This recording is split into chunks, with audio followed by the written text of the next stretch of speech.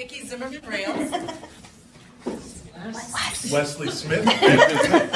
Debbie Vasky, Rails. Dan Slaughter, Rails. Carolyn Cheslow, Prairie State College. Veronica Pitchford, Rails. Mark Hatch, Rails. Kathy Parker, Glenwood Linwood Library, not Rails. Joe Philippek, Rails. All right, and do we have anyone in Bolingbrook? It does not look like it. Do we have any guests in Coal Valley? It also looks dark. East Peoria? Oh, Hi, Kendall Orson, Rails and RSA. hi, Kendall. Anyone in Rockford? Doesn't look like it. And it doesn't look like anyone in Vernon. Illinois State Library. Good afternoon, Deborah Eggert. This is Pat Bowes. Karen Egan. Hello. Galesburg. It looks empty, I think. Okay. And Judy, do you have anyone with you in Quincy?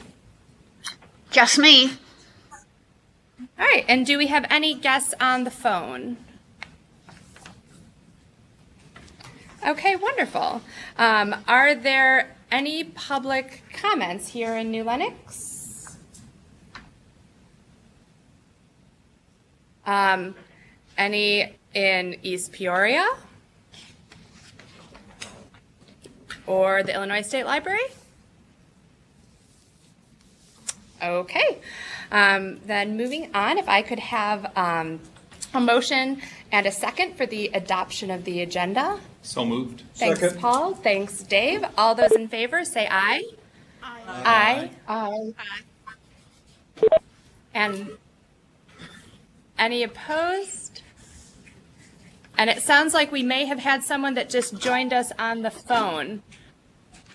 Joe, is that by chance you that just joined us? I had to recall in. Oh, okay. Welcome back, Laura. Okay, motion carries. Moving on to approval of the Rails board minutes from July 28th, 2017 regular meeting. May I have a motion for the approval of the minutes of the July 28th, 2017 Rails board meeting? I'll make the motion. Thanks, Nadia. May I have a second? Second. Thanks, Dave. All those in favor, say aye. Aye. Aye. Aye. Any opposed? Any abstentions? Abstain. All right, thanks, Paul.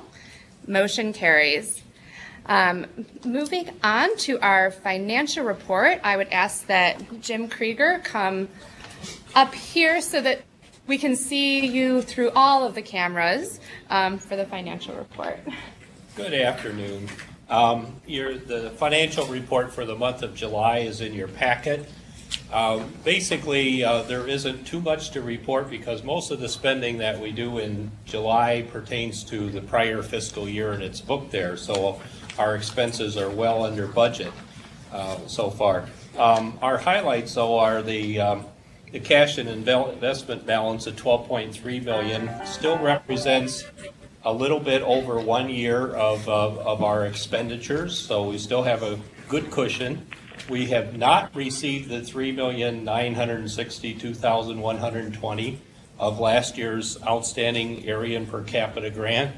However, there is some movement on that. Heartland received their portion. The comptroller had a window where they could stick in $1 million or $2 million, and they did for Heartland. So we're hoping the same will happen for us very soon. And we'll let you know, of course, when that comes.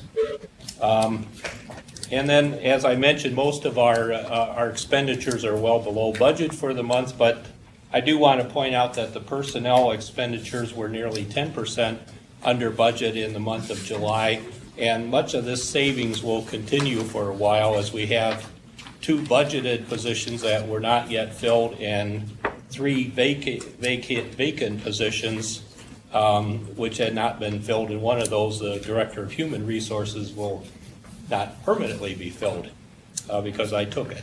You grabbed it. So we will get the savings from that. I want to mention there were no capital projects spending for the month of July, as we had not gotten our bill. We have gotten our bill for July, and it's $377,815. And as of July, they were representing that they were just under 80% complete with the project. And we will be paying an amount of $377,815 out. But for the full year, we will be well under budget on our capital spending for the Burr Ridge. One reason is because we spent $172,000 in June, which was budgeted for this year, but the project in whole looks like it will come in a bit under what we had budgeted for. Can I answer any questions? So I had just one question. In your report, you mentioned the budget does not yet implement the general salary increases of 3%. Right. And I was wondering if when that was going to be implemented and if we would see that then be retroactive. It will be retroactive, and we are planning, we've been holding off until we've gotten our plan of service and budget approved by the state library. Okay. And so far, there's no indications of any issues with that. We just haven't gotten the formal approval. All right, so we'll see a little bump when that happens, but Yes. not. All right, are there any other questions for Jim on the financial report? Okay, then may I have a This is motion Joe for... Kadecki. I got hung up on the phone. Sorry I'm late. Oh, Thank you. hi, Joe. Welcome. Okay, thanks. May I have a motion for approval of the financial report for July 2017? So moved. Thanks, Dave. And a second? Second. Thanks, Paul. All those in favor say aye. Aye. Aye. Aye. Any opposed? Motion carries. Oh, is there a question? No, I just said aye when we were muted. Oh, okay. So I turned it We'll on. take it. We'll take it now, Sue. Oh, okay. And next up, we have approval of the July 2017 expenditures. And so, Jim, Yes. back to you. The listing of our expenditures is at the back of the financial report. Our expenditures for the month of July amounted to $1,001,720.37. Are there any questions, any specific questions on expenditures? Can answer. All right, hearing no questions, may I have a motion for approval of the check voucher register for July 2017 in the amount of $1,001,720.37. So moved. Thanks, Dave. May I have a second? I'll second it. All right, thanks, Nadia. Emily, will you please call roll? Sure. Dave Barry, Yes. Sue Busenbark, Yes. Judy Crocker, Yes. Gwen Gregory, Yes. Kate Hall, Yes. Paul Mills, Yes. Dee Reynolds, Yes. Nadia Shake, Yes. Michelle Simmons, Yes. Joe Skavinsky,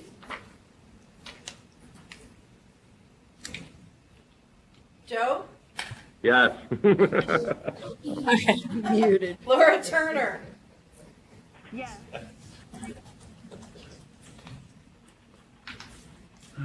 All right, and I just want to put out a gentle reminder that we do have a policy that says that we need to stay unmuted during the meeting. That is something that I know we're going to be looking into, but if you could please, for any sites with board members, please leave yourselves unmuted. That would be great. So, Jim, thank you very much. Next up, we have reports. I just had a couple things. I wanted to thank all of the trustees that made the trek out to New Lenox. As I mentioned last month, with being trustees of the library system that covers over 27,000 square miles, I think it's really important that we are, when we're at offsite locations, that as many of us as possible come. I know that that is not always possible, but I appreciate everyone that made the trek today, and look forward to seeing everyone at other locations that we migrate to in the future. So thank you, everyone that made the trek today. And if you came, you probably know that we got delicious cookies. So use that as an enticement, if you will, for future meetings.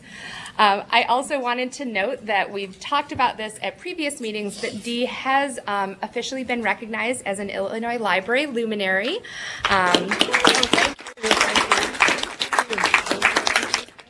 So it did become official in June, but ILA has now published Dee's luminous status all over the Illinois area. So I just want to say congrats again to Dee and thank her for everything she's done for Illinois libraries. Thank you.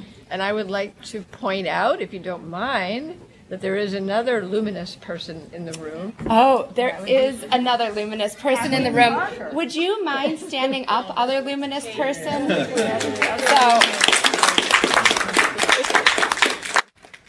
Kathy Parker, who, as many of you know, used to be on the Rails board and is the director at the Glenwood-Linwood Public Library, also received her bioluminescent status at the same time as Dee. So we are awash in light. So I see also that Dawn Bussey has Oh, joined Dawn. us. You just magically appeared. So we have one additional guest in New Lenox, Dawn Bussey. Welcome, Dawn. I also wanted to thank, I know we talked about it last month, but I wanted to just take one more opportunity to thank the Illinois Talking Book Outreach Center staff for all of their hard work and dedication. They are officially ending on August 31st, which is next week. They have provided amazing and excellent service to the residents of Illinois who cannot read due to a physical or visual impairment. As they are being merged into the Illinois Talking Book and Braille service, I just wanted to say one more time how much their efforts had been appreciated, and that I know that there will be, State Library will do a fantastic job, but their service will certainly be missed, and their dedication has been very much appreciated. So, Absolutely. and that is all I have. So we will move on to committee reports. Paul, would you like to give us a consortia committee report? I would be happy to. Thank you, ma'am. A couple things. One, I do apologize that I missed the board meeting in July. I was out of state on vacation. As a result, I also missed a consortia committee meeting that during that same week as well, but I did have an opportunity to catch up with several people, and I wanted to provide a brief update for the board. At that consortia committee meeting, which may have been covered last month, so forgive me if some of this is old news for you, but there were many questions were raised about the direction of resource sharing in the Rails strategic plan, and how the overlay project, which has been part of the Rails plan of service for several years, would fit into that. They were really good, thoughtful questions, and as a result, Jane is actually going to be taking the lead on putting together some useful documents to help provide some clarity in that direction.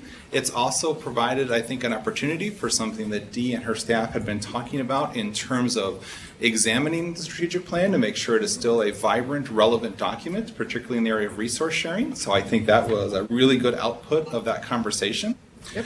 Subsequent to that consortia committee meeting, there was a consortia model working group meeting. Our particular committee has had You know what? Can I? Yes. Perhaps it would be helpful just for our new board members to just explain the hierarchy within the consortium. Sure. So we have the consortia committee, and then there's a couple working groups that are underneath it that are working on various projects. So I'll let Paul. I don't have to. No, thank you, Kate. That was a very good point. Our committee has created multiple working groups over the years to delve into specific topics where it was more logical for a smaller group to address these issues and bring recommendations to the upwards for consideration and discussion. One of those working groups we've had has been the consortial model working group, which has been a group charged with developing as you might imagine, a good model for consortia, both official LSAPs and independent consortia, such as the NIC Group or Pinnacle, to use as a model for service for their constituent members. And funding. And funding, yes, funding, always a key yes. issue. Yes. At a consortial model working group meeting that happened actually earlier this month, Rails had put forth a recommendation for work that Rails could undertake this year to ensure that we can develop a plan for distributing financial support to the consortia that we do distribute funding to that ensures equity, sustainability, and stewardship of state funds. Those are truly critical issues and important issues that need to be worked on. The consortium model working group did approve a recommendation of which you can see the full text on the Rails website. I can send a direct link to anyone who would like to see it in case you've not had a chance to examine it. Is that included in the board packet? That would not have been included in the board packet, but it is on the Rails website, and I'd be happy to send a direct link or I bet we could Rails ask staff. Emily to do Yes. that. Emily Yes. loves sending us emails. Yes. So, this is, I think, has been a continuing conversation that the consortia committees had, that Rails staff has had with the consortia that it supports, and I fully anticipate those important conversations will be continuing over the next year.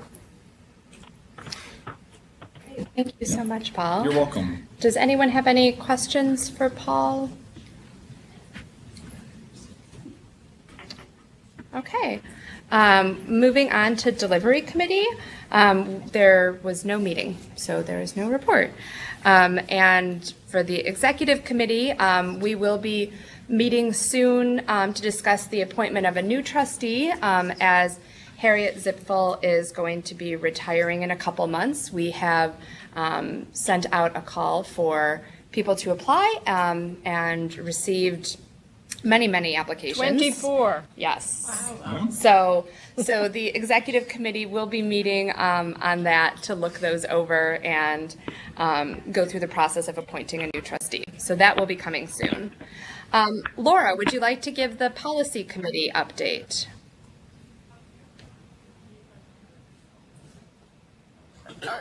This is Laura Turner. Are you asking me, Kate?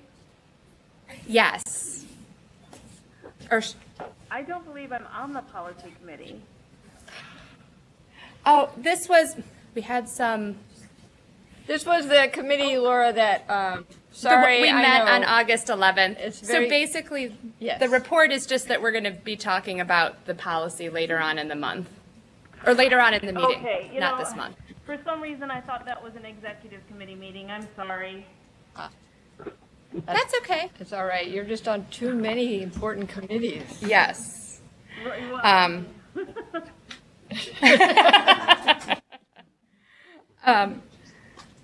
So we'll be talking about the policy later on in the meeting.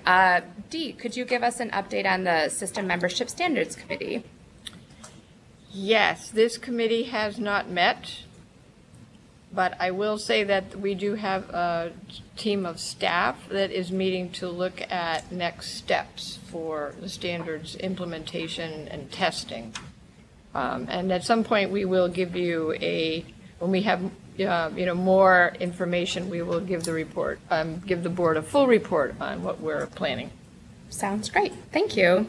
And would you like to keep going and give your report? Yes, so you have my written report.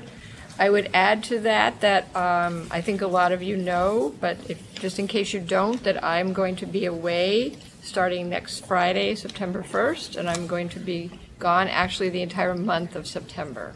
But you graciously said we would all fly to wherever. Absolutely. Yes, I'm glad you reminded me of that. But of course, things will be left in the capable hands of Jane and the entire Rails staff. So I'm sure you won't even notice that I'm gone. So, and thank you, Jane, and thank you, everybody on the staff. I don't know if I don't have any, well, that's not true. I do have something to add. I wanted to just report very briefly, it's in my written report about the meeting on the unserved, which we're going to discuss later. But I did want to say that in the last Thursday morning in Springfield, I did meet with Greg McCormick and Leslie Bednar about a number of things. Heard there that Heartland had received some funding, which is good news. It means that there is movement, as was mentioned. waiting on approval of our budget and plan of service. I believe that they are still waiting, the State Library is still awaiting a response to a question, not from us. We respond, I think it's just, a timing issue on that. That they are getting ready or will be shortly releasing some of the grant applications, like the school grants. I'm sure that Deb or her colleagues will talk about that later. We talked about some of the services that the Catalog Maintenance Center offers, which is a service that's run out of Heartland, and how perhaps that could be of greater service to more libraries, including in Rails. So we talked about a number of things. It was a very good meeting, just ways that we could work together more closely. Great. I'd be happy to answer any questions. All right, if no one has any questions, I'll have Dee move on to the service and operations report. Yes. So again, you have the written report. You also have written reports from each of the LSAPs, which they do once a year, Ann, that they give us these reports. So that's a lot of specific information for you there. There is a mention in the operations report about the FOIA hotline, that is being expanded to include questions about the Open Meeting Act. This is something that Rails established. It was suggested by the Illinois Library Association. It is available throughout the state for straightforward, as straightforward as possible questions about FOIA. And we find that it's used regularly, not terribly extensively, but it's clearly of great benefit. And I think that it has become the kind of the go-to place for questions about FOIA and OMA, which makes us happy because we know that people are getting consistent answers and correct answers as well. So be happy to answer any questions. All right, hearing, And I think, I would just, if you don't mind, I would beg the board's indulgence. There is background noise. There's some background noise on the phone. So if people are shuffling their papers or typing or moving things around, please be very careful because it is very loud when you hear it on the Polycom. yes. I apologize, but just for everyone's benefit. Thank you.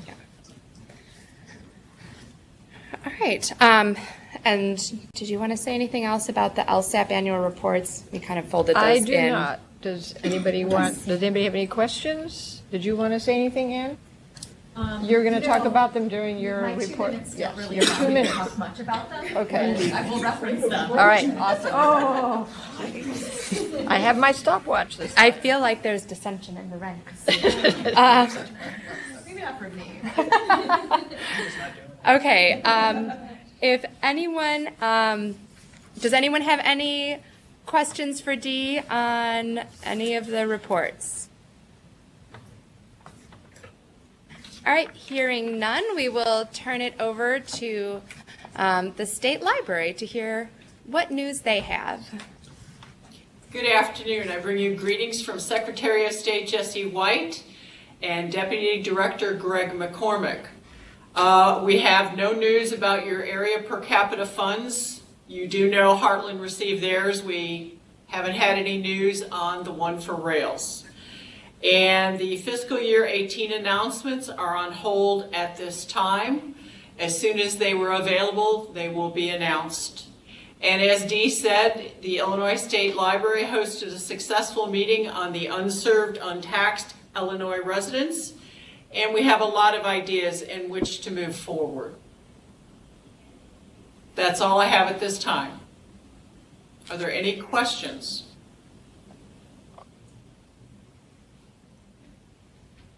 All right, thank you very much. So we will move on to new business.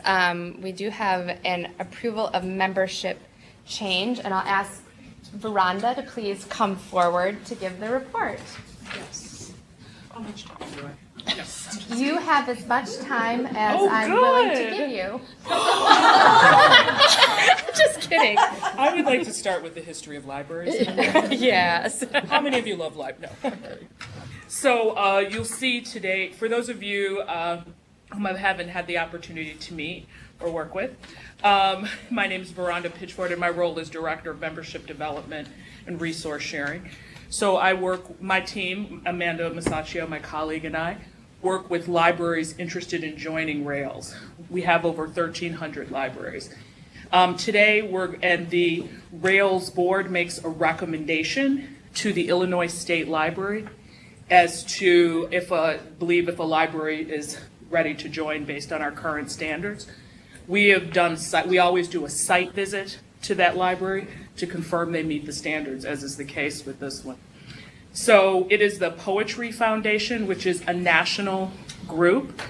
You can see from the information, their mission is to expand poetry and people's reading and understanding of it. I would strongly encourage you to download their app.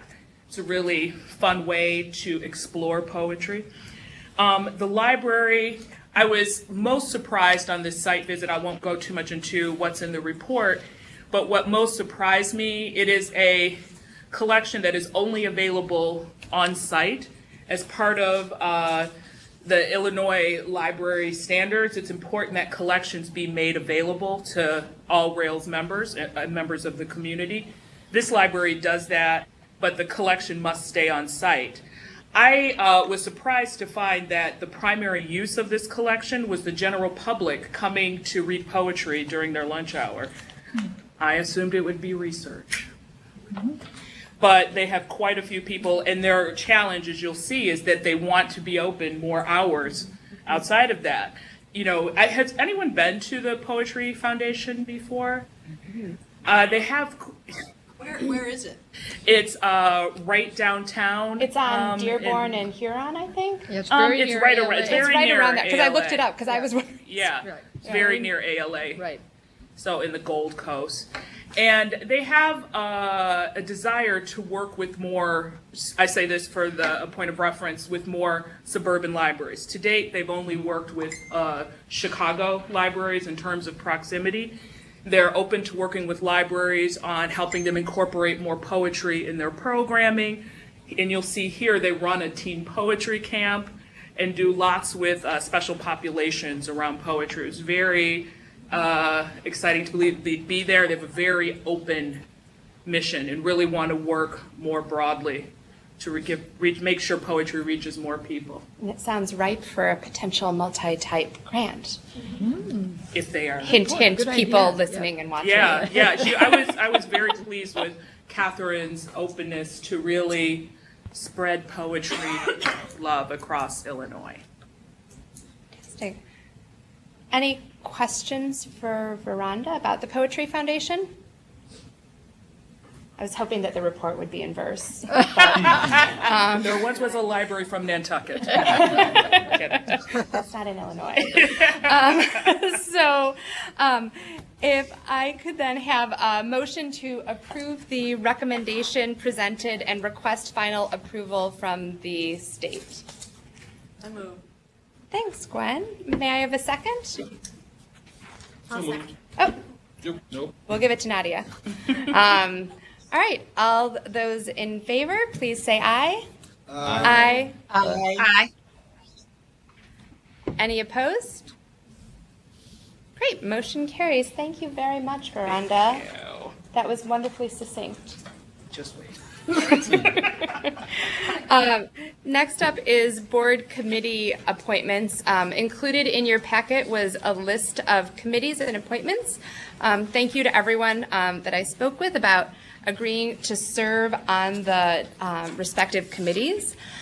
In speaking with Dee about the different committees, we realized that there was a need for a more regular review of the committee charges. And so with so many of the committees completing a lot of very large tasks, the charges have become perhaps a little bit, I don't want to say irrelevant, because the charges are still relevant, but there are parts of them that have been completed, so we Right. need to update them. Exactly. And so, for instance, Delivery has outsourced multiple service hubs and have implemented community partnerships. There's not an immediate plan on the table right now to make other major changes to Delivery. There has, however, been a renewed interest, as Paul reflected in his report, to focus on resource sharing. So we want to look at the committee charges and perhaps look at if there's a need for newer committees or different committees, such as a resource sharing committee. So to that end, I am asking that each committee chair review the charges for their committee with Rails staff, and that we will review those charges at the October board meeting and see if changes are warranted and if there is a need for perhaps even additional committees. Not that we want to triple the amount of committees or anything like that, but we want to make sure that we are remaining relevant and that we are reflecting that in the charges. So does anyone have any questions on their committee appointments? Is it a one-year appointment or? It is a one-year appointment, but With an option to renew. With an option to renew. Option is a nice way of putting it. I believe that this is Paul's third year on Consortia, Yes, ma'am. right? Because you took over after I. The options has been exercised. Yes. But it's always up when the new officers are elected to say, you know, I really would like to be on this, or I'd prefer to get off of this. So there is option for change as well as option for continuity. There's options abound. Does anyone have any additional questions on the committee appointments?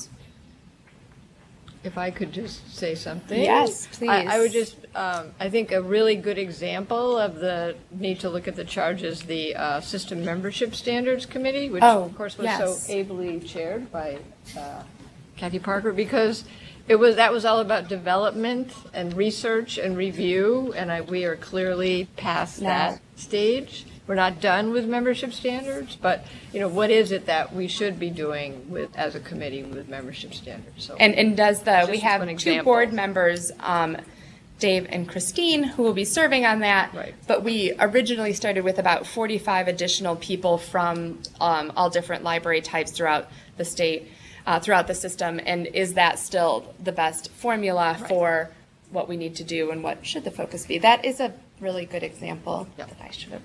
So if you are a chair, Rails staff will be reaching out to talk with you about the charge. If you are also just interested in weighing in and are not the chair, please feel free to share feedback with Dee on that score. We want the charges obviously to be relevant and to be reflective of what we're doing. So, all right. Hearing no other questions, we have one committee that does require a little bit more than just me appointing people, and that is the executive committee.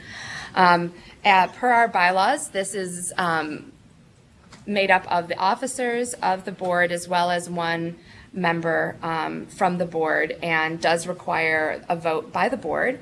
I have asked Dave Barry, as our wonderful past president, to serve as a member of the executive committee, and he has said that he would happily, well, I don't know if you use the term happily, he has graciously agreed to serve. So I would like to ask for a motion and a second to elect Dave Barry to serve on the executive committee for this fiscal year.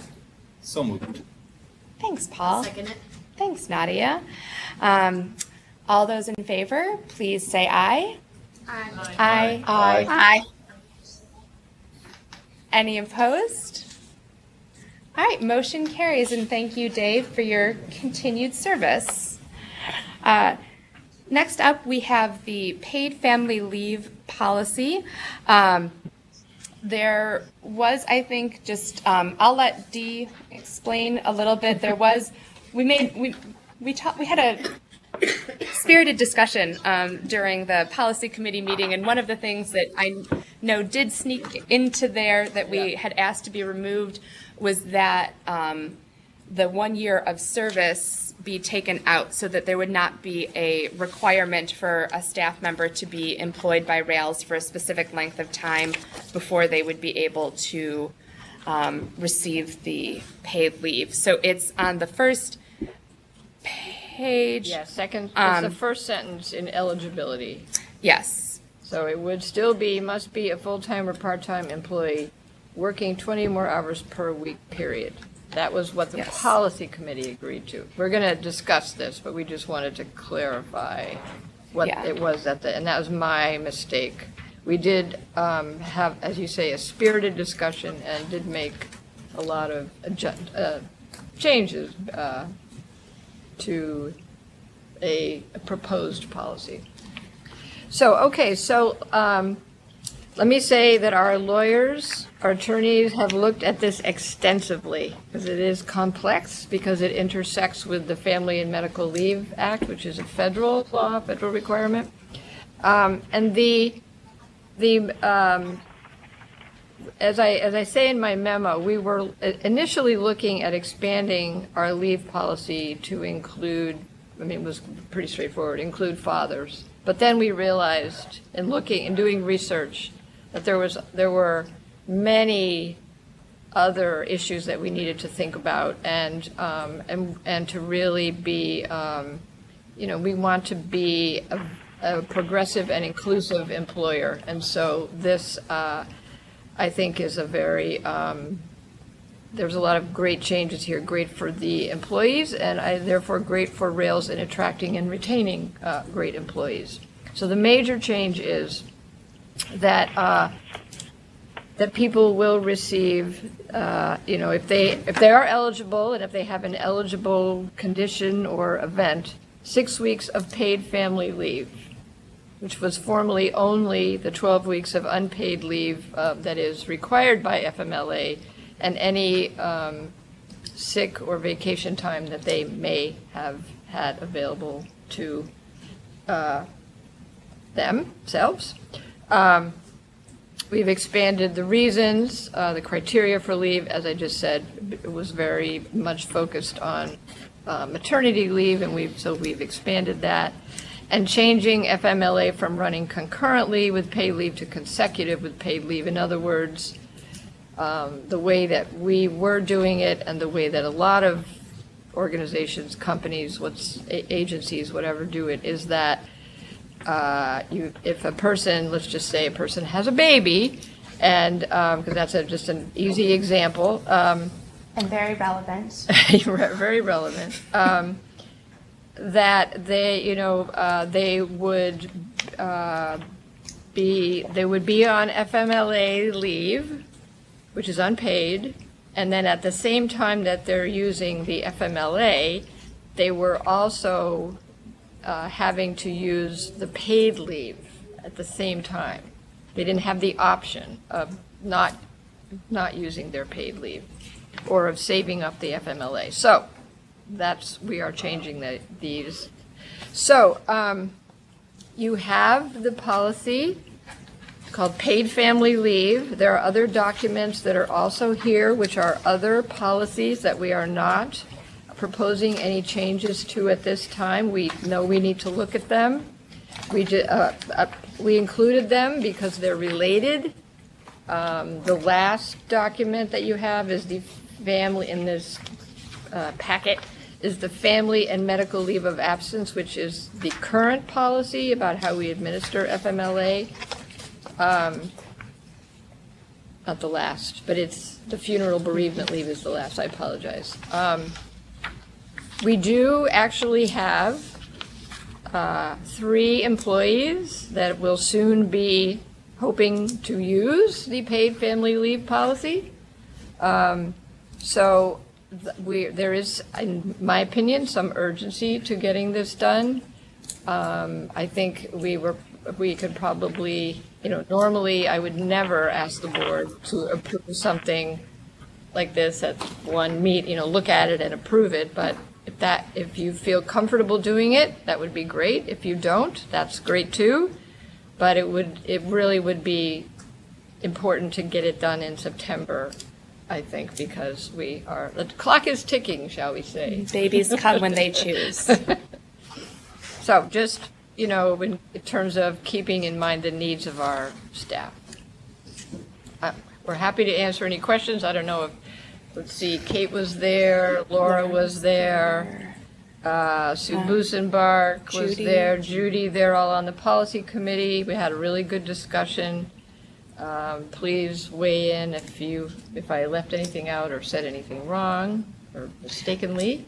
Nothing wrong. I would just add to this that, one of the goals of RAILS is to be setting best practices for not only other libraries in the state, but also to be a leader in library systems throughout the country. And I feel that this policy helps us to achieve that goal.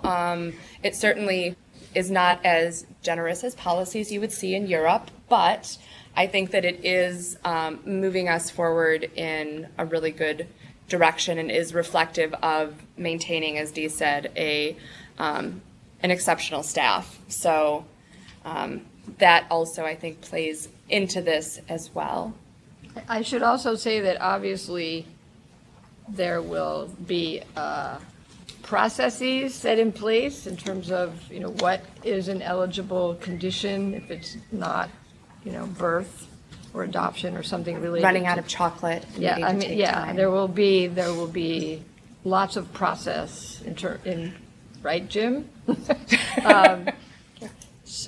Which of course is not policy, it's, procedure, but it will certainly, there'll be lots of appropriate safeguards and, thresholds that have to be crossed or et cetera. I assume attorneys have looked over all the documents. Yes. Yes. Yeah. So, does anyone have any questions or comments concerning the policy?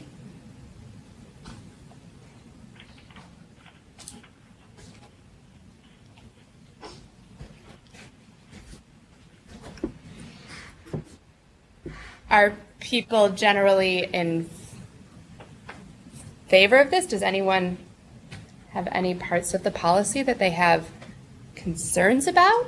Would people feel comfortable perhaps putting forward a motion? I would like more time to consider this.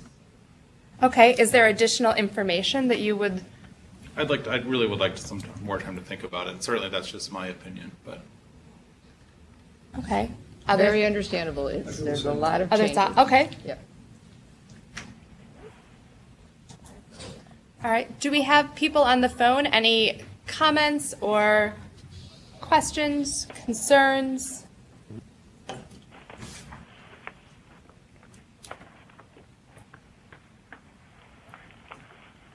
the spirit of urgency, though, because I can understand, could we possibly have a timeline of questions that we could have submitted so that at the next meeting we could perhaps have a decision made?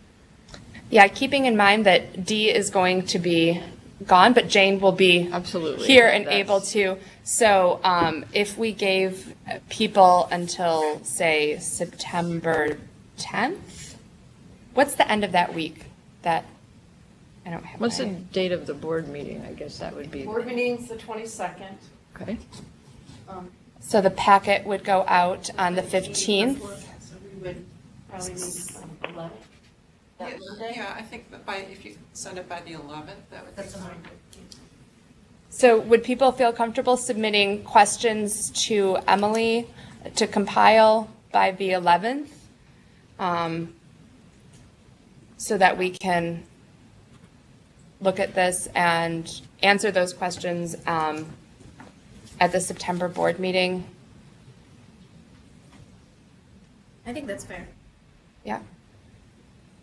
All right, and Sue and Judy, does that sound good to you? Who else is off? Yes, that fine. sounds reasonable. It's fine. Okay. And Dee, Michelle, Joe, and Laura, I know you guys are on the phone. Does that sound all right to you? This is Michelle. It seems fine. This Yeah, is Laura. okay. Seems fine. Yep. All right. Joe, I'm guessing that was you trying to interject in there as well. Yeah, yeah, it's okay. Okay. Okay. Does anyone at this point, just to give rail staff as much time as possible, have any specific questions that they would like to put forward so that rail staff can look into them sooner? Or is it more just a matter of you need a little bit more time to consider? I think it's a matter of both. I think I need some time to consider what questions Sure. I want to Okay. propose and also absorb this whole process. And is what is laid out clear? Would it be helpful to have Dee kind of walk through the policy in a little bit more depth? No? Okay. I No, want to that's give good. people the That's information good. that they Yep. need so that we don't have, Yeah. It's, as I said, normally we would never even ask, for a quick turnaround of not even like 1 month necessary. It's just the situation we have. We're gonna give it our best shot. If we can't do it, then we can't do it. so. All right, so hearing no other comments or questions, we will, just a reminder, send Emily your questions to compile by September 11th, and we will revisit this again at the September 22nd board meeting. All right. We are now moving on to unfinished business. And so last month, we did some board orientation with some of the Rails directors. And this month, we have a few more to go over. So Yes.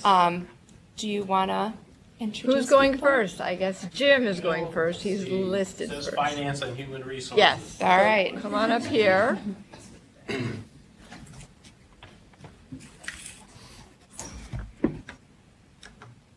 Okay, I'm Jim. You can sit. You want to sit? You don't have to sit, but. All right.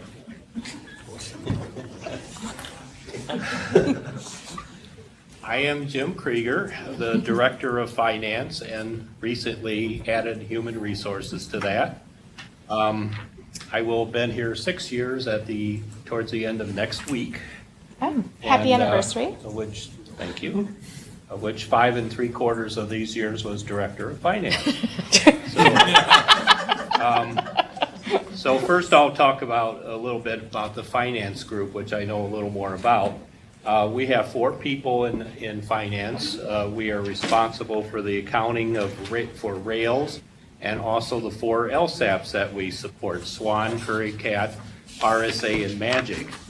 And that entails maintaining records of all the accounting and financial transactions, including the billings, much of which are with the LSAPs as they bill their members for their quarterly or monthly fees. We prepare all these bills. We record the collections, which all go to lock boxes, don't touch us. We maintain the general ledgers of all these entities separately.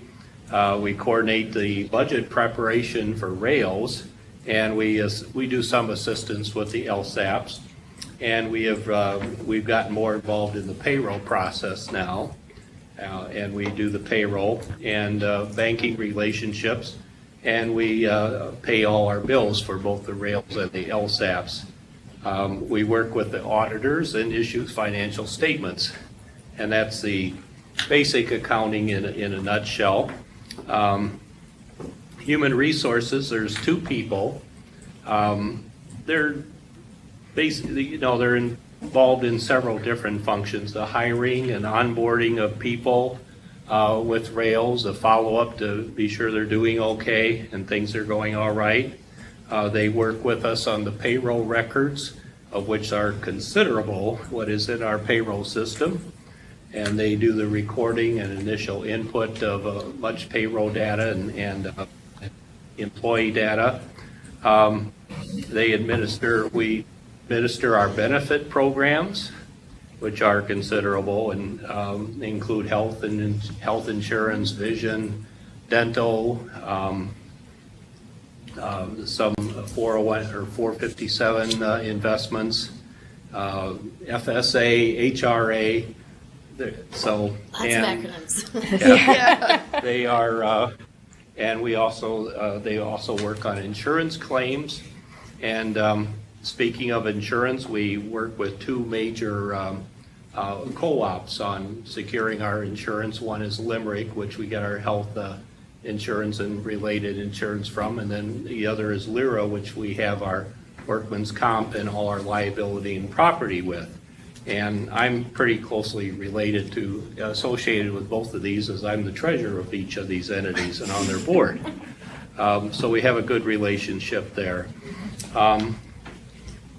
In human resources, we're now in the process of, since the former director has left and I took over that, I'm overseeing it, but we're in a process of looking at what the two HR assistants were doing and upgrading and expanding what they were doing. So I can hopefully more oversee and we have them do more and expand their capabilities. So. And we have the great benefit of Rails being a member of the Management Association, which also is going to assist us on is that going process. to assist. Yes. Yes. Exactly. Answer any questions on that? Okay. Thanks, Great. Jim. Thanks so much, Jim. Thank you.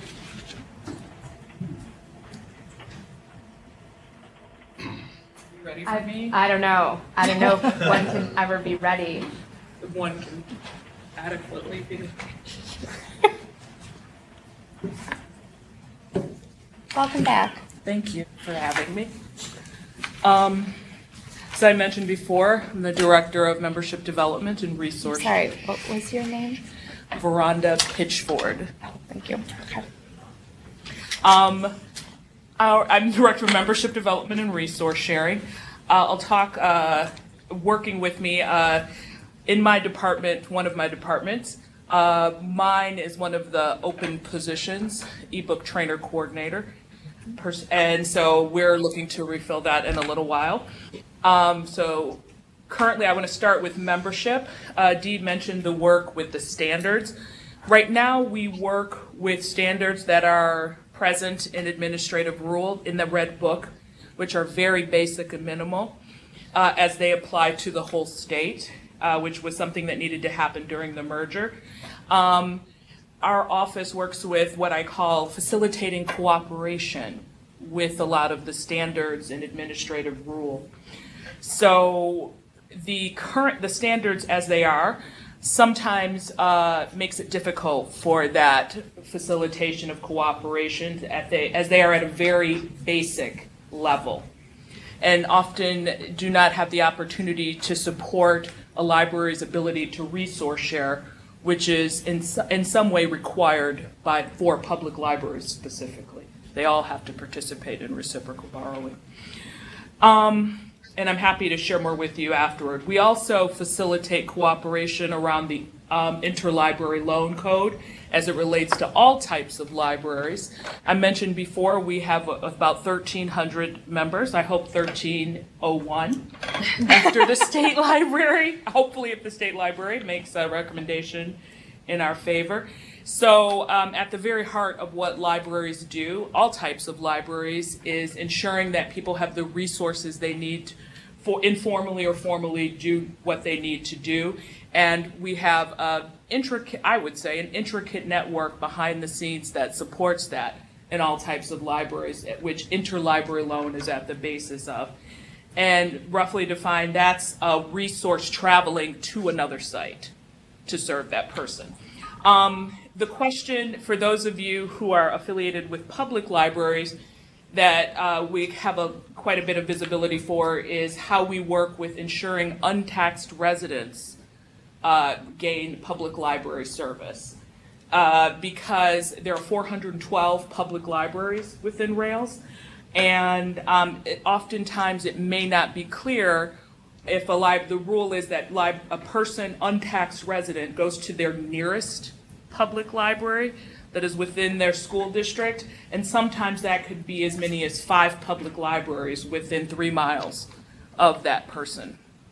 So we work with them on, and we work with our friends at the Illinois State Library on supporting how that code is administered. Of course, we also work with that as it relates to, that's more in suburban areas. Of course, there are also a lot of prickly and complicated cases in rural areas, which we serve as well. Let's see, I'll go under resource sharing. Under the resource sharing tab, part of what we do is group purchase, ensuring that we could convene the voice of libraries to negotiate the best deal on resources. We try our best to, as when Dee started, she had an edict that she made us all get a tattoo of that was that Rails would be the best library system in the country. Don't lie, you know you made us get that tattoo. That's true. I didn't know you were gonna say Ouch that. You. Yeah. I know when you're leaving. What do you care for September? So one thing our department does, of course, we provide some foundational resources, but we try to bring libraries things they haven't seen otherwise. We've had some success with that, for some would call it success, with a recent Communico group purchase. And right now, I just had a conversation after a meeting yesterday with the Chicago Children's Museum. They sell and will sell to us at a discount, what I call learning furniture, and they call exhibits. So, for example, if you've been to the Children's Museum, they have this room of forts. So they sell that and the only one library I'm aware of, and the Children's Museum is aware of, in Illinois is currently using that. But we're looking to get Wilmette. So we're looking to procure a discount for Rails, for being a part of Rails. We always want to provide return on investment in Rails. And there's some cool other furniture too. You'll be hearing about it soon. I just wanted to give that as an example, because it's a vendor that libraries, they're very interested in working with us, but don't have the mechanism or know the infrastructure for working with libraries. So we can hopefully be a resource to them. Another part of that is our work in e-content. We work with 2 statewide platforms. One is was initial funding from the Illinois State Library. It's called eRead Illinois. It's on the Baker and Taylor Access 360 platform. Over 400 libraries, public school, academic, and nonprofit special libraries are eligible to participate. Most of the participating libraries are public, 57%, I believe. And it's traditional titles from major publishers. Rails has, again, back to Dee's edict/tattoo, for us to be the best library system in the country, have a mission to improve, innovate, and experiment on the ebook experience for libraries around access, content, and experience. With that in mind, we have another platform called BiblioBoard. It too is statewide, but authentication, meaning how you gain access to that, is based on your IP address. So just as your phone would locate you to a particular place so you could use maps, this platform uses your IP address to locate you in Illinois and give you access to these titles. It's a way to reduce the friction sometimes libraries experience in serving up ebooks. Additionally, this platform, traditional platforms like Baker and Taylor Access 360, which has its pluses because you have access to major publishers, also is a proponent of what's called simultaneous use, meaning in a traditional platform, it's one book, one user, like a print copy. And that's not necessarily required, though I understand why some vendors or publishers would want that, because it cuts into their bottom line. Though I don't believe that's necessarily true. Discussion for another day. Yes, okay. Pen in that. But that's how we've been operating mostly up until now. So this platform allows for a book group to have an ebook together, and there's curated content on the platform. And we have a few special projects there.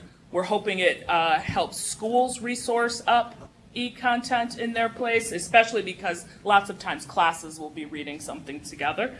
And also maybe book groups. And again, I'm happy to show anyone after class.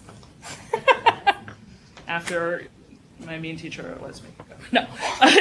We have, and some other projects I'd love to tell you about, which include Simply E, an app that, because there's so many, I often say users have platform fatigue because they're going to Overdrive, Baker and Taylor, and who cares what those words are? You just want some ebooks. What do you care? So this app that was developed with federal funds at New York Public Library gives you single sign-on across those platforms. And we're involved with some grant projects to test that. So hopefully it'll be coming soon. Our biggest goal with that e-content strategy is to make libraries, I hate to say this, in kind of positioning us in terms of the retail market as purveyors of e-content for the communities they serve. Because oftentimes that's an issue in relation to some folks feeling like we give a lot of people one book, and again, it cuts into their bottom line. Though I believe we introduce people to a title that they later go on to buy more of. Any questions? Do you want to mention membership? I do. Certification. Oh, certification. That kind of eats up a lot of your life. Yes. We also annually work with our friends at the Illinois State Library. Each library in Illinois, again, as mandated by administrative code, must certify that they meet the current membership standards. And they do that through an online process. It's like 5 questions, but every library must do that, or we are... That's probably someone wanting to certify right now. It's so exciting. Not till January. Not till January. Yeah. But each library, the period for certification is between January and March 31st. So Emily has been very helpful in calling libraries and cajoling them to certify. A lot of people like to put it off till the last minute, but our goal is not to have any organizations be recommended for suspension because they would lose out on services and access. So we really work hard, and my colleagues really work hard to ensure that we get everybody certified. They also, in that same time frame, are filling out interlibrary loan traffic survey that is part of that as well. So it's simple, but no one wants to do it, it feels like sometimes, but so we are harassing them. And we may even at some point, if you're a trustee, say, hey Nadia, can you tell your peeps to... Can you help us harass? Yeah. We may punch her in the face. I love you, Nadia. Okay. So, anything else you want me to talk about? You accepted. Because I think certification is really huge. There's another one for certification. So yeah, I know. They're on. No. Does anyone have any questions for Veranda? I had a quick question. What is the soon-to-be famous project? Oh, actually, Nikki, do you want to talk about that? It sounded really cool, so. Sure. Come up here. Try to be brief. Sorry. No, that's okay. It's okay. Self-published content is... The meeting? I'm not, she is the question. No, I'm just kidding. So the Soon to Be Famous project was started 4 years ago now, and we it was started in answer to the $80 ebooks that publishers were charging libraries, and we were trying to show the power of libraries in how librarians are the ones that are suggesting books to, patrons and whatnot. And so several libraries, I think there were 7 of us that started throughout mainly the Chicagoland area and a little bit farther abroad, got together. Most of us are in the marketing end of things, got together to create kind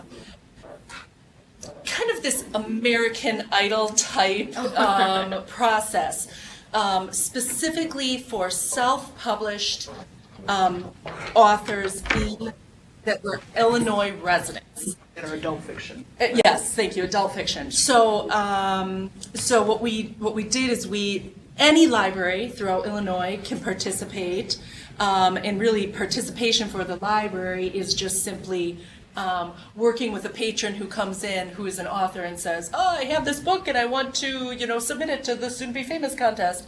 And, we have a process, it gets submitted, and it dwindles down, much like American Idol.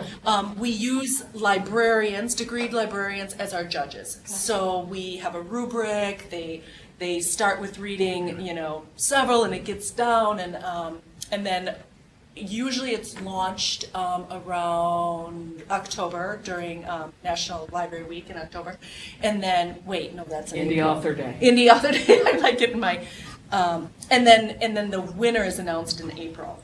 So once a winner is announced, then we try to promote them and get them out into libraries and whatnot. And anyway. So it's like a two-pronged process, because the first is libraries can interact with their local author community to submit a book, and then once the winner is announced, they can then solicit that person to come and also promote the book and use it. And additionally, self-published content is the fastest growing in e-content over anything. There's often a statistic reported that ebooks are kind of leveling off or declining when self-publishing is exploding. Libraries have a challenge because our traditional way of procuring books is through reviews, and self-published content often isn't reviewed, though there's a new magazine coming to work on that, Indie Picks. And so this is an opportunity to ensure, especially through judging, that these are quality self-published content. And California is launching the model, the same soon-to-be famous model they're having, naming it something different, but they're launching it very soon, this fall. So that it's been watched around the country, and there's a lot of other states that are interested as well. And then kind of along with that, there's also, with the BiblioBoard platform, there is a content curation portion of it that would allow you to get out into your community and have your patrons able to create a manuscript that they could then put onto different sites to purchase, but that you also then could make available through your collection. So there's a lot of, I think, overlap with some of these things, and we could probably talk about this for another 5 hours, but I'm happy to do so. Yeah. I just wanted a general. That's Thank you, but as that was general great. as we can. Thank you. Without getting too. Any other questions? All right, thank you so much, Veranda. Thank you. Joe, are you ready?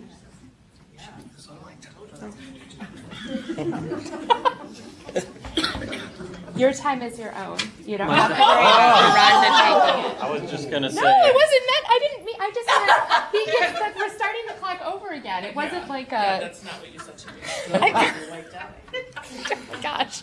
Good afternoon, everybody. My name is Joe Philippek. I'm Director of Consulting and Continuing Education. Consulting and CE is a department of two, so myself and our Consulting and CE specialist, Luis Sabela, we both work out of the Burr Ridge office. Our most visible service to members is, of course, organizing continuing education events for our member libraries. Just to give you a sense of numbers, in the last year we've organized around 80 CE events attended by about 2,500 library staff and trustees. We offer these learning opportunities through a few different channels, in-person workshops, webinars, video conferencing like we're using today, and also live streaming, which we can do from our Burr Ridge office using what we call Rails Live. So a few different ways to connect with our members, knowing that distance, geography is often a big hurdle, which is why that technology is important. Equally important, we try to record, archive as many of these opportunities as we can, knowing that schedule limitations and again, geography can be a big hurdle. So we have about 100 or so webinars and events that we've streamed and recorded to make available to our members that way. In terms of topics, we try to offer a lot in the way of management, HR, legal topics, because we get a lot of those questions. So we're trying to support our members and be responsive in that way. But also topics like cataloging, technology, of course, trustee training continue to be topics that are requested and that we try to, again, be responsive and offer in those areas. In the service and operations report that you see each month in the board packet, I do try in the consulting CE section to highlight a few upcoming learning opportunities, just so you have a sense of the kind of things that we are offering our members. On the training side, a few other things worth mentioning. For a few years now, we have offered grants for networking groups to support their efforts to offer CE to their member libraries, to the libraries in their area. And in those 3 years, we've awarded about 35 grants to groups. Just today, actually, Kankakee Area Library Association has a event this afternoon at the Bradley Public Library that we're supporting. So that's been a great way, again, with the geography and to be able to support learning efforts throughout our big service area.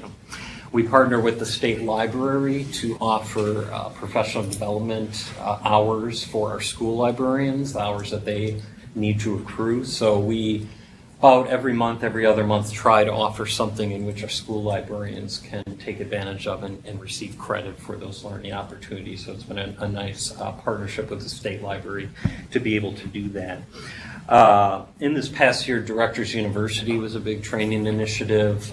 Debbie Eggert there at the state library, Dee, Kate Hall, our co-chair behind me, Kathy Parker.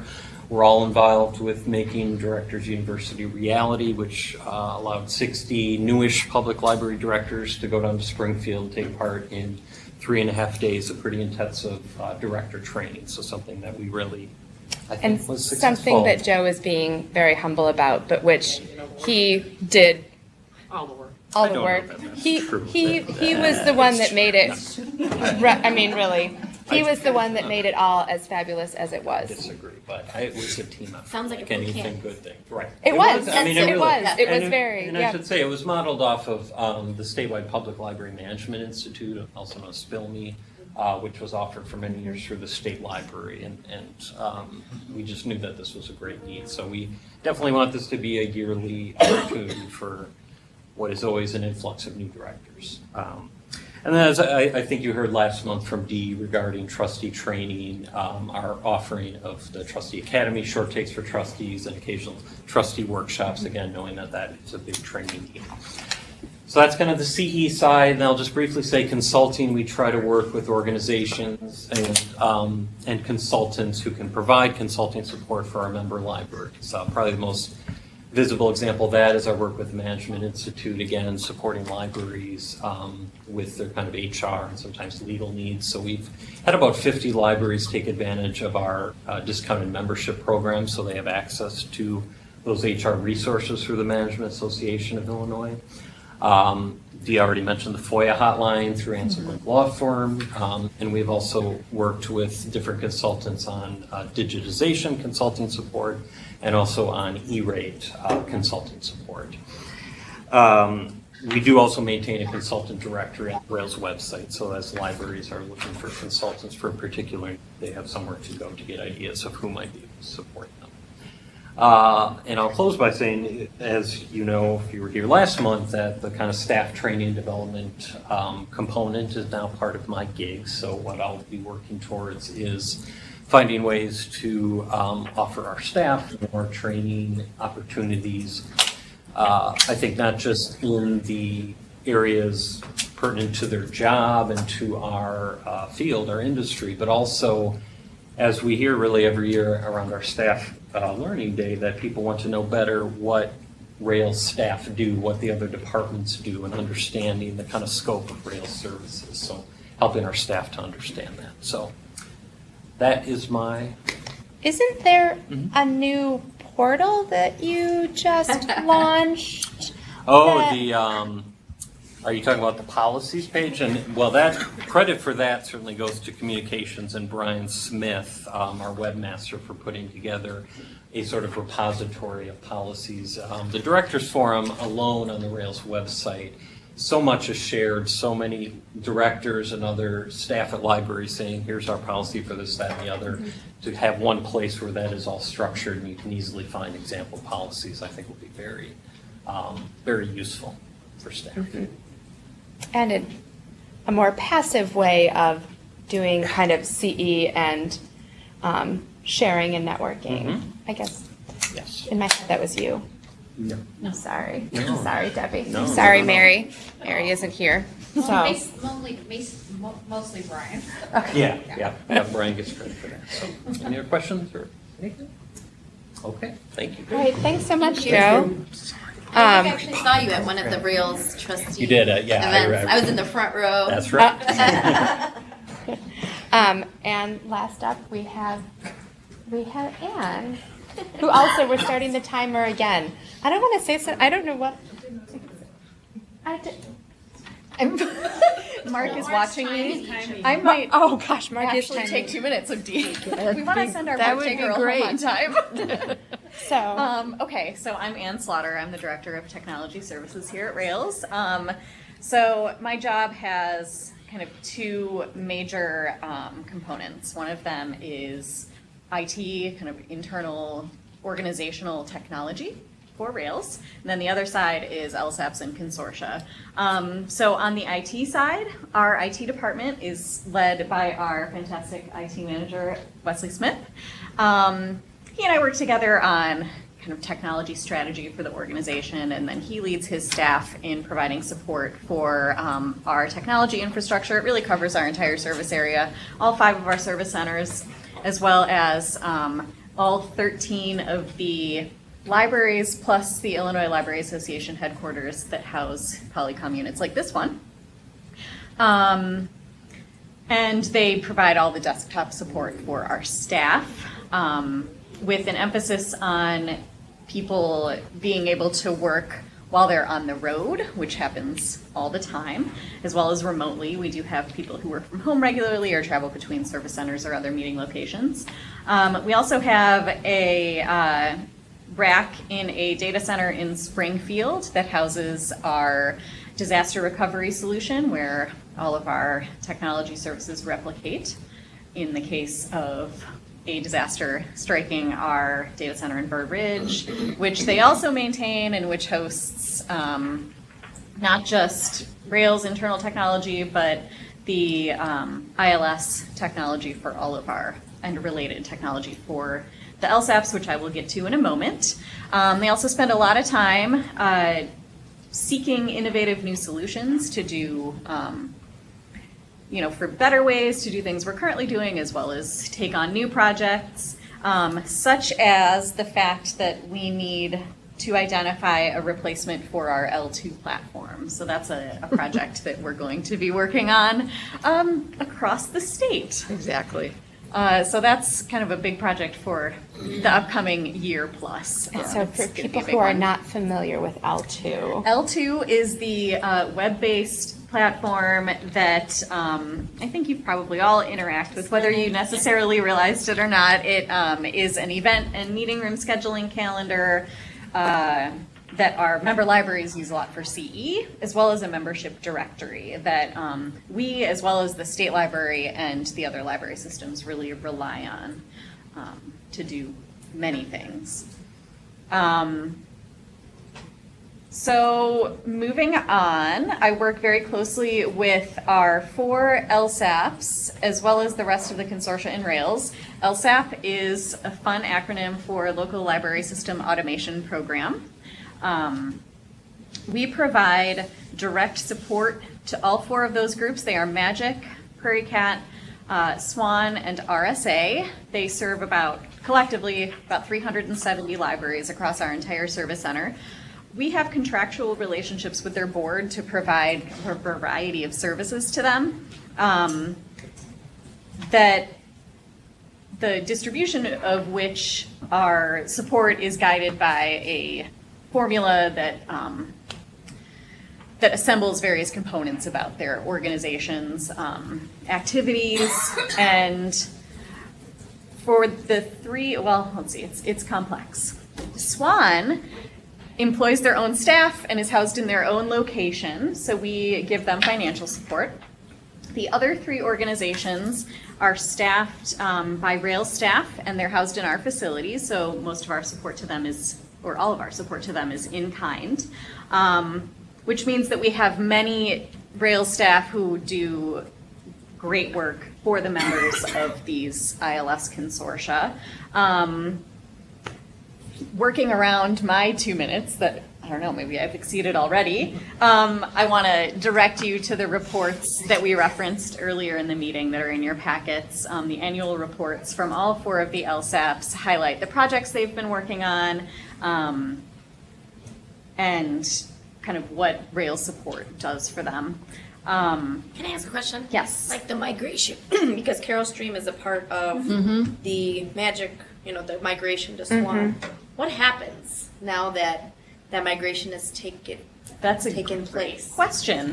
So, 3 organizations are going to come out of the other side of this migration as one, but it's not a merger. So, all 8 of the libraries in the LINK consortium are joining SWAN, and 11 of the 14 libraries in Magic are also joining SWAN. So, and LINK is a consortium, but not an LSAP. They're an independent. They do not receive. They do not currently receive any funding from Rails. Right. They're self-supporting. So, though we do always look for opportunities to collaborate with all of the consortia, they do not receive direct support from Rails.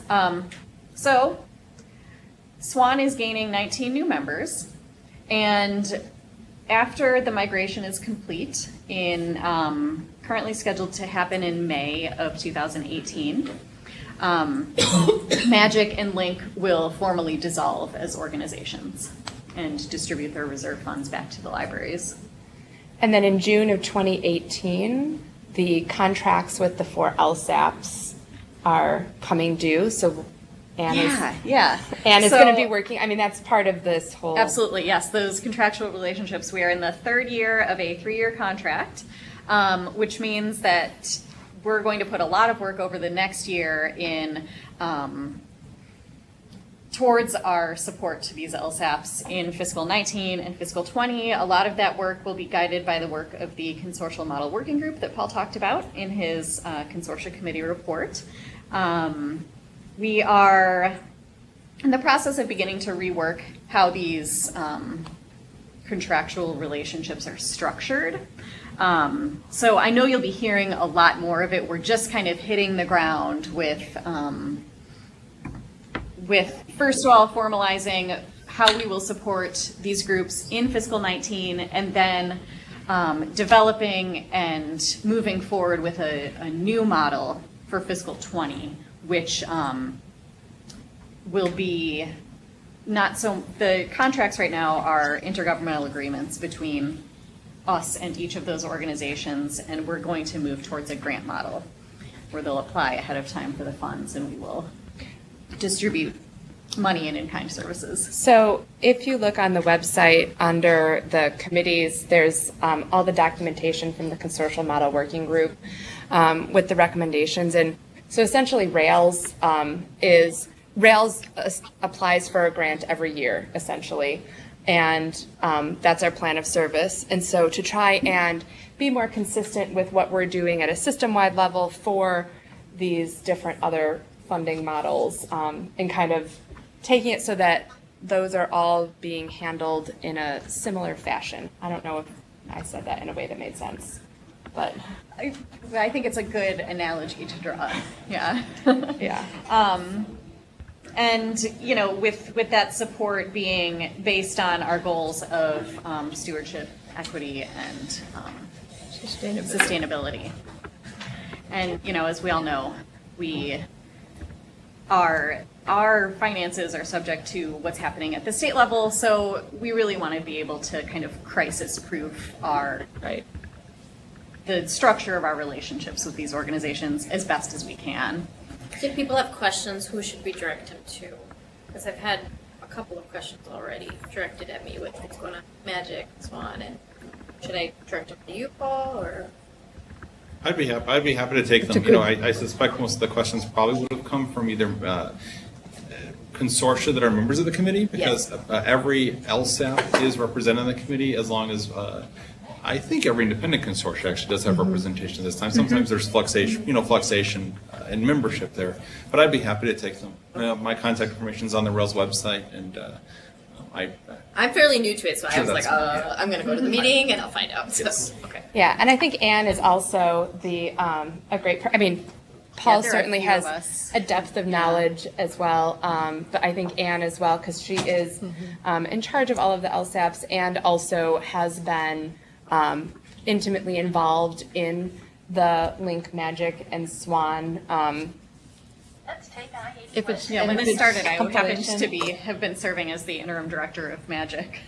Yeah, so she definitely knows a lot of the backstory. The managers of the three LSAPs for which we provide staff report to me, as well as their boards, kind of an aspect of the complexity of the relationship.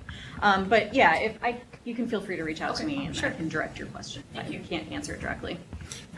And Rail staff is always happy to come to meetings with the larger groups. I know, when I was in Prairie Cat, which is one of the LSAPs, like Rail staff would come just to be present if there was, like when E-Read was happening, Veranda and Dee came to talk about things. I know Anne is always willing. So that's also something that I think is really beneficial, hence the need for that good technology for the traveling, because they're always willing to go and answer questions and be there to provide background and help. So just a couple of other things. The membership grant program for libraries who wish to join one of our LSAPs is currently on hiatus. But in the 3 previous fiscal years, we awarded $1,166,000 to 43 libraries, plus 2 group grants for consortial mergers. So that program serves to really strengthen the membership of our LSAPs, and we do hope to bring that back when finances allow. And I also sit on the consortia committee and everything else the consortia committee does, I think, as an ex officio member, or occasionally a voting member of all the working groups. And spend a lot of time not just with the LSAPs, but the other independent consortia, looking for opportunities for collaboration, communication amongst the groups, including an annual continuing education event that we started last year, and that's happening again this year in November. And we're about to wrap up the recommendations for the cataloging working group, so you guys will be hearing about that in the next few months. Sorry, Dee, that was more than 2 No, minutes. that's But pretty maybe all right. less than 15. No, it's, no. Those were just guidelines. And I guess I would say just to sort of, are you on? So I don't want to interrupt you. I Okay. went all the way through my notes. This whole issue of funding for the consortia / LSAPs is something that's very much under discussion right now. The 2 years that we went without a budget was definitely eye-opening in terms of 3 of the LSAPs, well, I will say Prairie Cat and RSA in particular, are very dependent on Rails for survival and for thriving. And I think we all agree that as I think Anne called it, crisis proofing, we would not want any sort of further cash flow issue with the state or, funding crisis to affect their ability to function because of how important they are to their libraries. And so we've started discussing things that we might be able to do so that they won't be in any kind of jeopardy and the libraries can depend on them as they need to. So it all comes together, what Anne was talking about and what you were talking about. When is your next consortium model group meeting? October 16th? No, the consortial model group, Oh, I not think the- is done. Their work has ended, but the full consortium committee meeting will be in October. October And 16th. Nadia, I would be happy to give you, I've actually got a document that's actually a multi-decade history of LSAPs in the state that I didn't write it. I'm trying to wrap my head around it, and I'm like, It is a complex, fascinating Yes. history, and in a prior life, I actually ran one of the LSAPs. that Ann and Kate and Dee have been speaking about. So Yes. I have some familiarity on both sides of the LSAP, so I'd be happy to share until you became bored with it. So It is helpful because it explains how we got to this bizarre situation. That would be awesome. If you could forward me the Yeah. documents so I could kind of wrap my It's- brain Yeah, I mean, around he's right, it. it really is like Yeah. decades of his Yeah. detailed Yeah, it's- history Actually, leading it's up paper. to, yeah. So let me Okay. let me dig it out. Do you want to Literally, right? Sorry. Do you want to scan it and send it to Emily to have everybody I get would, it? I'd have to really to consult with Veranda regarding copyright issues. No, you don't. All right. We'll figure it out. Okay. Okay. Yep. So Appreciate It the is a very question. complex it is a matter. very Very complex complex. matter, Trying to and wrap my brain around it, like being new to the board, and I'm like, Yeah. is it just me or is it just no, it's And really It's complicated. also constantly shifting. Yeah. Yeah. The thing the document was written in the late '80s, early '90s, so I will see if I can't dig it up. Oh, You might. Or, I you have- believe I put together a shorter timeline Well, that might too, be so a- I'll dig Yeah, you around. did maybe like a year or so. I mean, I feel like when we were looking at the LSAP definition, there was a really good, That's true. comprehensive. The consortium committee discussed It's it. like there's been We'll a lot figure of it there's a out. lot of information I that feel like Rails we- has put With all together. this uncertainty and up in the air, like we might be directed with questions in the future. Sure. And it'd be Yeah, good for us totally. to be. Yeah, on our toes. absolutely. Okay. Yeah. I'll look around for that. This is Thank you, Emily. exactly why we have a board. Yeah. Actually. So. Does anyone have any additional questions for Anne? All right, thank No. you so much, Anne. Thank you, Ann. Okay, we are moving on to the executive director goals for FY18. At the June meeting, Yes. No. July meeting, we, Dave and I had met with Dee to go over her evaluation, and so for the new board members, what will happen next spring is that we will be asking people to work with us on Dee's evaluation, part of which is suggestions for goals. So after we give her her evaluation, she then takes those comments back along with the goals that she had outlined and condenses them into something that is still very, very ambitious, but is a little bit more condensed. And so that is what you see here before you today. Dee, would you like to? No, I don't have anything to add. I think they're all, there's a lot of continuity with last year and previous years even. I think that, I include these at the beginning of my monthly reports every month so that people can just have them in front of mind as they read and hopefully see that I'm actually working on them. And the board has approved them every year, so that's officially, so that's Yes. why they're here. All right. Does anyone have any questions for Dee on the proposed goals? Yes, Kate, I do. Debbie in Illinois. Great. State Library. The implement, number 6, implement exploremoreillinois.org program. Could you explain that a little more, Dee? Yes, thanks for asking that, Deb. So that is an online museum pass program, and that is in our plan of service.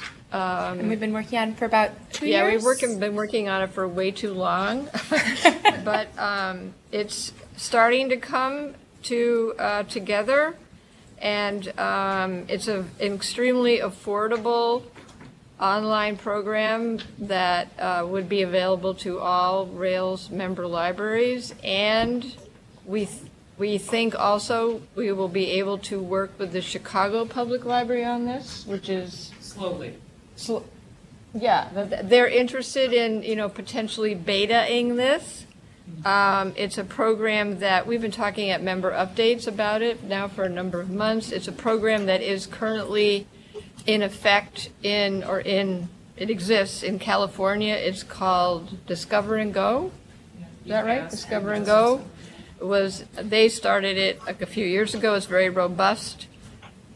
So that's what it is. Thank you. We thought it was that. Okay. We just got the name actually the other day, so. Any other questions on these goals? All right, hearing none, may I have a motion and a second to approve the goals for Executive Director Dee Brennan as presented? So moved. Thanks, Second. Paul. Thanks, Dave. All those in favor, say aye. Aye. Aye. Aye. Any opposed? Great, motion carries. It looks like you will have a busy year ahead of you, I Dee. know, right? As always. Yeah. That's the way I like it. So, and so we're going to turn the floor back over to Dee to give us an update on the meeting on the services to the unserved Yes, that was just- held in Springfield last week. Thank you. Just a brief conversation that I wanted to, because some of our, Dave was there at the meeting, and Veranda, Jane, whom I forget, Jim was watching on television.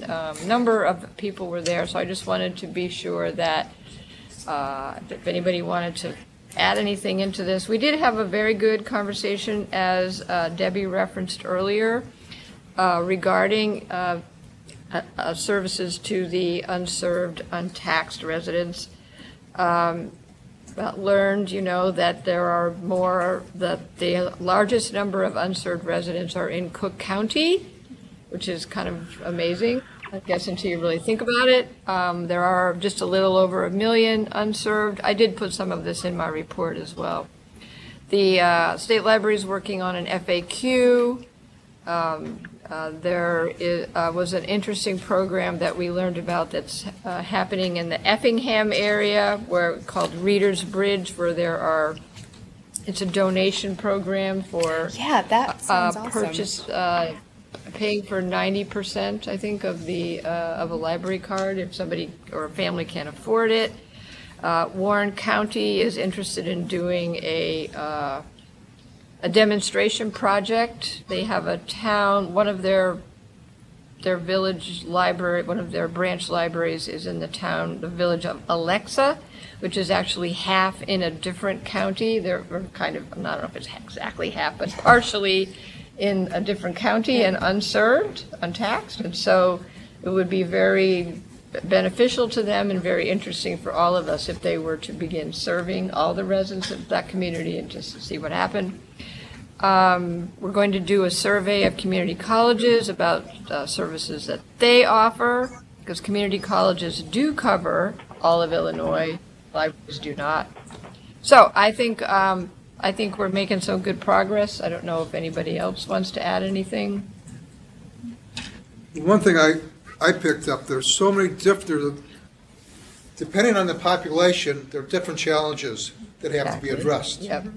And I think right now we're in the process of working through those. What are the various challenges and how we can overcome them? Right, and which solution fits which situation Exactly. best. So It's not a one-size-fits-all model. exactly, and I think that's been part of the obstacle in the past, is trying to just, find Have a blanket. one bit, yeah, which, I mean, obviously it's easier, but it would be more expensive too. So I feel good. I feel like we're making some progress. So that makes me happy. I was just curious, did you have a number for how many unserved there are in Cook County? I do have those numbers. I don't think I curious, have that those, file with me, but do you know, Debbie or Pat? Cook County? There were 3 or 4 counties around the collar also included at around 450,000 altogether. Okay. But Okay. Thank you, we Pat. can get that exactly for you if you'd like it. Yeah, I have that document that you gave us, so, yeah, they had a lot of really interesting numbers. And there's also the really great map that we have that shows where all of the unserved areas are, that is on the Rails site, Yes. if I'm not Yep. mistaken. I feel like I've shown it to some of my staff. So that's also a great way to get a visual, because I think you don't really realize, like, How much is we have 2 close. pockets in Northbrook, Right, yeah. which people are amazed. Right. So, any other questions or comments for Dee or anyone else that went, Dave or Veranda, State Library? I'll just say one final thing, that obviously everybody in this room represents a served area. But it is an issue for all libraries, because you know, people come into your libraries and they want service and they're not eligible. Yeah. Or maybe they are, or maybe they're not. I mean, it's an issue, and it's you know, it's not just it's obviously a bigger issue for people who don't have service, but we're all in it together. I guess that's what we all realize, and we're trying to, you know, come up with some solutions that will benefit all of us. And it's a very hard conversation to have Very as a hard. CERT clerk when there's someone standing in front of Right. you, like they've just moved here, they're with their kids. There's areas in New Lenox that are unserved, and it was always very challenging because people would come in and you would have to tell them, like, I'm really sorry, but you would have to pay. And they go, what? But I've never had to do that before. Or It's my like- neighbor doesn't have to pay. Yes, because it could be across the street. I mean, and so those are very difficult conversations to have with someone, especially because people don't usually carry their tax bill around with them. So, Right. So yeah. We'll look forward to hearing more Definitely. as it continues. We received a wonderful memo on copyright Yes. and electronic content. So we're going to ask Veranda to come back up front. Yes, I want to thank Veranda for taking this on. This is a very complicated issue. But I think it's becoming more and more of an issue because of the electronic world. So we thought we would begin trying to have a good, understandable, non-technical conversation Yes, about well, it. definitely, I can promise you the non-technical. So specifically, we're talking about Section 108 of copyright law, which gives libraries some exceptions of how we deal with books and e-content. This is, obviously copyright law was in place before e-content, but the way in which libraries procure e-content, all types of libraries, has changed what we can do as it relates to law. So briefly, Section 108 gives us the opportunity to, on a limited basis for the purpose of preservation, replacement, or research, photocopy, in a print world, photocopy articles as it relate, lend them to other libraries, etc. Keep an extra copy, make a copy for preservation in the case of the library. Obviously, and as I mentioned before, e-content is not treated the same as print content in a library. So we could say we're buying an ebook, but really we're just licensing it. And what the challenge here is this Section 108 needing to be updated, because right now it is not this Section 108 and related sections that govern how we deal with that content. It's the private sector. And what I mean by that is publishers and platform vendors, sometimes I feel like publishers get blamed a lot, and platform vendors have a say in how we deal with e-content. And I'll give you a public library example of that. So with eRead Illinois, we have a copy of, let's just say John Grisham's The Firm, an e-book copy of that. Yeah, just an example from my old days of being a page. We do not have a right to, whatever the publisher deems the way we use that is how we have to use that. We do not really own it. And sometimes what they deem we can do, some publishers say we could have 26 checkouts, and I'm not speaking specifically of this book, and we have to buy a new copy. Some publishers say it goes away in 12 months. Some publishers, and some vendors might tell us, no, you cannot move that book to another platform. Now, recently, and so that's the kind of thing we're looking at. So in 2016, June specifically of 2016, and I'm having trouble understanding what this actually means. There was, maybe a notice of inquiry to relook at Section 108 and try to update it for the digital world.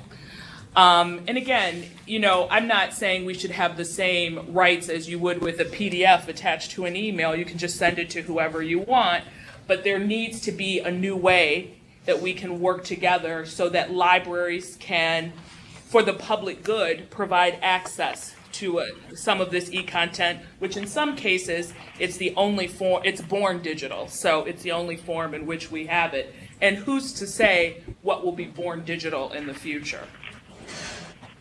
So, so a notice of inquiry was sent out to update Section 108, but what a lot of us are finding in the e-content, my friends who also run other ebook platforms across the country, is that as it stands, it's not Section 108 that needs, well, it does need to be revised, but our relationships and how we as libraries work with platform vendors and work with publishers.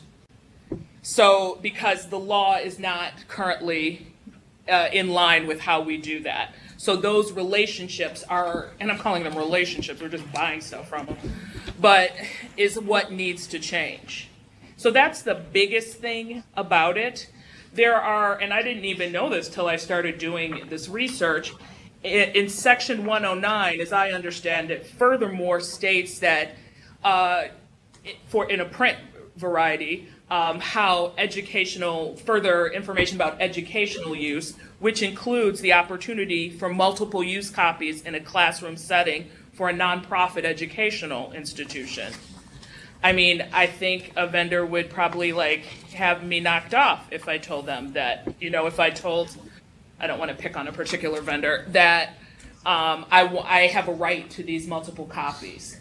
I have seen cases because there are some platforms outside of Overdrive, Baker and Taylor, and the Biblioteca Cloud are the major ebook platforms for public libraries. However, there are public library ebook platforms that have been originated by libraries and library groups on something called an Adobe Content Server. Now, technically, and I'm just giving you this as an example of how 108 is not being enacted, because libraries don't actually own the copies of the ebook. There was a case recently of a library requesting to move their content to an Adobe Content Server because we were informed that the three major content providers, three major platforms had said, okay, you can move your content. And we're like, well, that means an Adobe Content, and it was, no, you can't do that. And again, for public good and our ability to provide content as is the library's role, we're unable to do that. And it's not the law that's telling us we're unable to do that. It's the private sector. And those private sector matters, as you can imagine, are done behind closed doors, so we don't have access to it.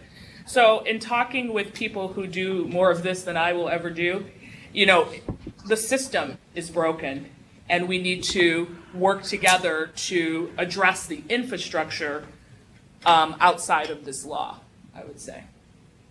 Right. Does anyone, and so let me tell you about my favorite diagram on the back page that took me longer than researching this topic to make these circles go around here like this. I'm not kidding either. Honest to God. It's pretty though. Thank you. It looks really nice. I won't tell you like take me to do the colors. But you made your point. It looks good. Thank you so much. When we were looking at e-content strategy for Rails, what we found is oftentimes by design, not anyone's fault, that the platforms vendor, and we've started with public library type, the platform vendor sits between the publisher and the library in terms of our relationships. And recently, because we want to, and what we've decided works to kind of work on these issues is to work across all these agencies, and I won't call them, all these organizations that touch readers to try to experiment and work with ways to serve the reader better. as opposed to relying on that traditional relationship of the vendor. In doing so, which surprised me, we have a relationship with a group called the Independent Publishers Group that represents over 700 indie press around the world. And we have their content on the BiblioBoard platform, from a lot of different publishers. They even are frustrated with the amount of statistics they get from platform vendors. So there's things on their side that, oftentimes I feel like we're told, like, oh, these publishers, they won't give us access, when it's not always the publisher. Not to diss anyone, but. So really, it's a law that was, written for print. Yep. And, yeah. And it's a really, updating it is going to require more than updating the language, as with most things. What year is that law? Well, it started in 1976, but there have been some updates to it. There's the DCMA, the Digital Millennium Copyright Act of 1998. Even that, the way that is enacted, that is a provision, that includes a provision for, you can go before them every 3 years and ask for exceptions so that you don't break the law. One of the exceptions that we have to ask for with that is to make digital resources available for ADA, so that we're not breaking copyright. I mean, it's ridiculous that that's something we have to keep going back, not, me, but going back for. So, yeah, so it has had, and even, so I don't know, I've had a hard time finding, after that notice of inquiry opened up in 2016, any results of that or data from that, and I've been asking around quite a bit. But I think it's all still under discussion. It is. Yeah. It is. And isn't there some discussion too of, I could be misremembering this, taking copyright out of the Library of Congress, Yes, which yes. is another issue as well, of not having that even be part of the Yeah. Library of Congress, Yeah. which seems like it is such a good fit because of what it entails. To ensure for public was- good, as they preserve for public good. Right. Yeah. This falls under that. So what actions, if any, or next steps do you think it would be advisable for either us as a board or as individuals to take? I'd like to see this board riot, frankly. No, I'm There's kidding. actually There's a there's petition. There's an effort underway to at this point, the aim is to ensure that libraries are part of the discussion about the reform of copyright. At And the they're- table. And so we could certainly bring you more information about that, Mm-hmm. and the board may want to adopt a resolution Mm-hmm. relative to that. There is a informal national conversation going on about this, and the first step is education, because I mean it's thorny. Who wants to get caught up in it? And it seems like Sisyphus, like taking that rock up in the hill and it rolling over you. So Obviously, we have to be engaged in it because it's vital for is. libraries. And Fair use. it's deeply rooted in our role of supporting the public good of making a lot of this information available, and that is shifting slowly to a private sector thing, and it really has a chilling effect on the future.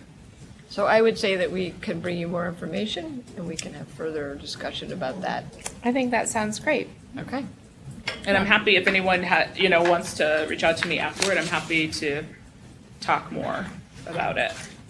Thank you very much for Thanks, that. Rhonda, and thank you for the very Very comprehensive helpful. Yes, summary. This was great though, because it really Yeah. distills it down in an understandable. Well, I had a lot of help from my friends, let's say, on that.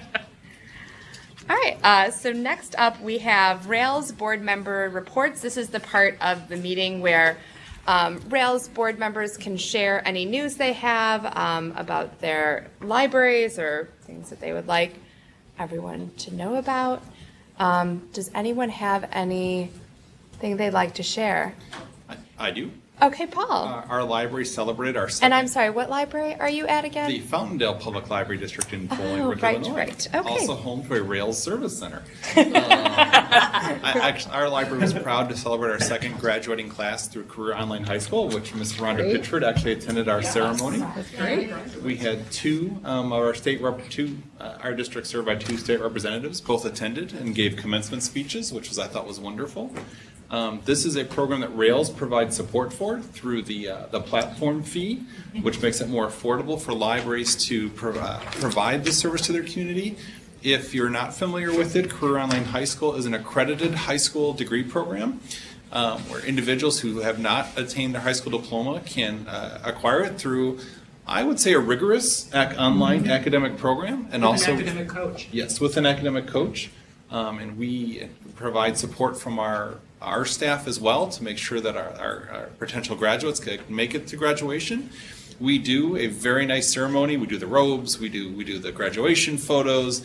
We really think it's important to make a big deal about this because it is a big deal. And I think we're still the only library in the state of Illinois to have graduates, to my knowledge. Yep. Yeah, so. Very impressive.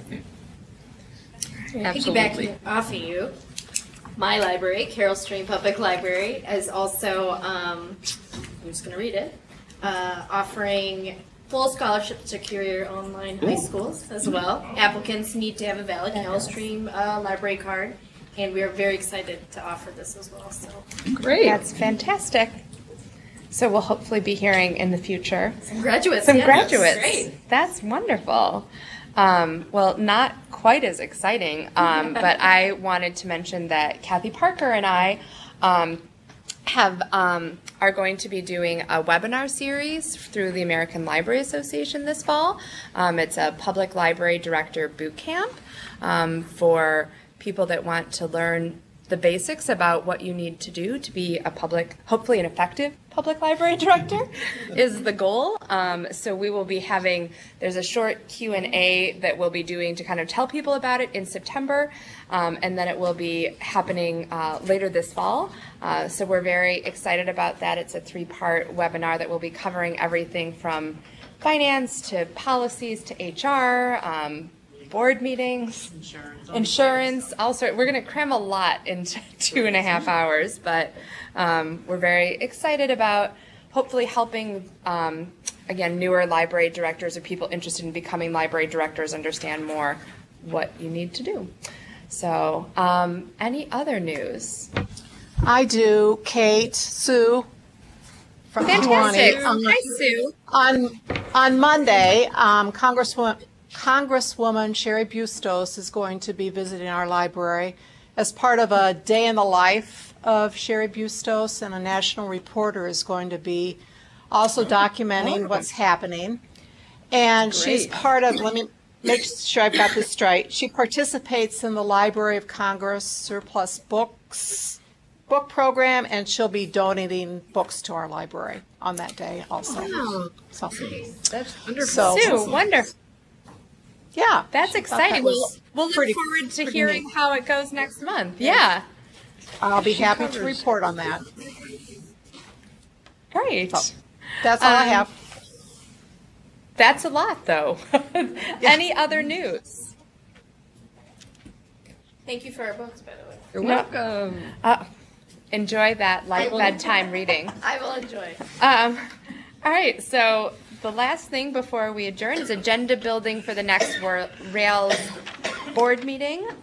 We will have the policy, the paid family leave policy back on there, as well as the annual report, and as Jim already mentioned, the audit. Are there any other topics that people can think of? There may be something from the consortia committee? Oh, no, that's in No, October. 'cause it's not till I'm sorry. October. My mind is No, all I was like, messed wait a minute, up. how did No, it I get? hope to have the FAQ on the overlay finished, we can include that in the package. Okay. Okay. And next month, we are at Cole Valley. so the Rails Coal Valley location, and there will be a networking event prior to the board meeting that will take place with a luncheon at 11:30 a.m.